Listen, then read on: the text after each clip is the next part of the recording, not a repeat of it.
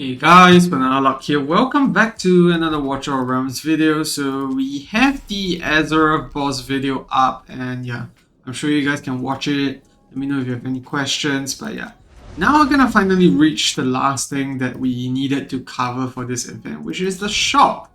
So I've been holding off my purchases for the longest time because I wanted to make sure that I could show you guys how much do you need to actually buy out everything. So the last I did some calculations, it was about 94,000 coins from the special shop, and then about 20 to 30,000 from the normal shop here. And pretty much unlocked everything that we'd like to buy here already. I don't think you should buy any of the XP or the gold or the mithril. I think all those are just a big waste of merit. I think there's just way better places to be getting them from. And then we don't have the pack unlocked yet. But just make sure you set 15k combat merit aside, because I think this alone might be one of the best things to come out from this event. But yeah, we're starting at 120k. Let's go ahead to do some purchases and see how that all lands up. So of course we're going to buy all these summons. So that's going to be 3,000 there. 12,000, which brings us up to 15. And 18 here, and then 3 skill crystals. You can choose not to prioritize this, but that's another 9,000, will bring us to 27. And then we get another 4,000 here. So 31,000 just from the usual rewards that we get in terms of summonings and all that. So I think that's fine. You probably have enough to buy that already. Then next we have the variant gem. That's another 7,000. So now we're down about 38. And then there's one very good thing I heard about this set, which is that it's a guaranteed quad if you pick the Warlord one, which is a big deal because a quad from a Warlord is not that common. And yeah, we should definitely head in to, get that done. And then let's purchase it. We also have the one from Infernal Roar and Soba Arcana, but I'm not sure whether it will be a guaranteed quad as well. I'll assume so.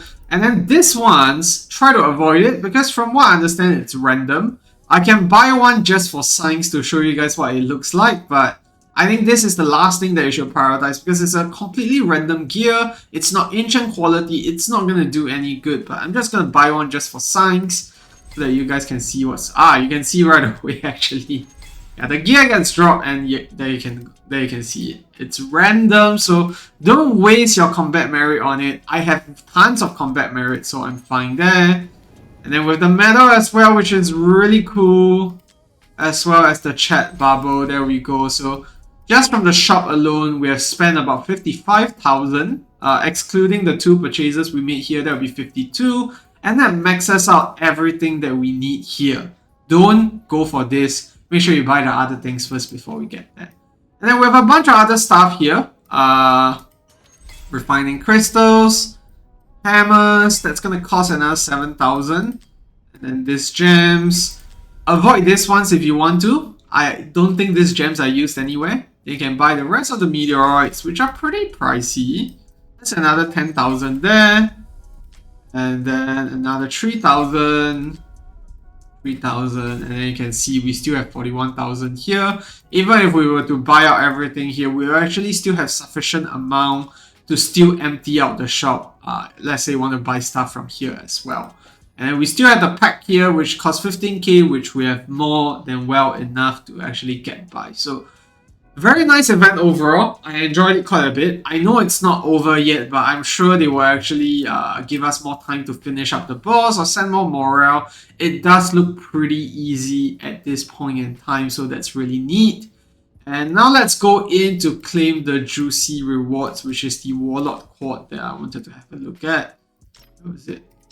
Yeah, so these two, right? So let's do the ancient choice gear here. Oh, we can even choose if it's a ring or a banger. Now I can't see the stats just yet, and I also don't know if I want which do I actually want, because which set do I lack quartz from at the moment? Soulbound Inferno. Actually, decent stuff across the board. Now, there's probably a longer decision that I need to see and find out, but my assumption that this is probably gonna, give us a quad as well. I need to really fine tune and see whether I have enough sets for each of this. It looks like I have lesser Soba Arcana, so I might actually go for Soba Arcana. Yeah, that looks like the set that I have the least stuff for actually. Yeah, maybe let's just bite the bullet here and go for Soba Arcana so you guys can actually see what is going on as well. What do we get? Ah, okay, it's a rich regen piece. So that's nice as well. And then if let's say we pick out the Warlord one, let's just do weapon because chest you can get flat attack on, which we don't want it to go. And there you go. Yeah, a quad, very nice. And then if we just enhance this, I've seen people got tier rolls for this, but I honestly doubt I'll get it. But let's see. Holy shit! Okay. God damn, that was a perfect roll. I mean, crit damage is slightly low, but wow, triple goal. Okay, I'm very excited about that.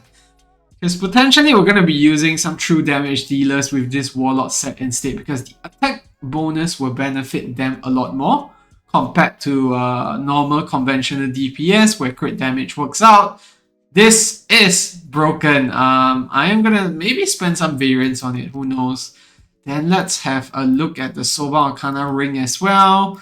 Whether we'll also get God rolls like this there. Where was the ring? Ah, there we go. Okay, this one didn't roll as crazily, but wow, the Warlord set went crazy. This one is pretty nice as well. 24% crit is great. But yeah, wow. Okay, that was a crazy one. I honestly didn't expect that Warlord set to hit so hard. Now I'm tempted to just drop one random variant on it and see how it goes.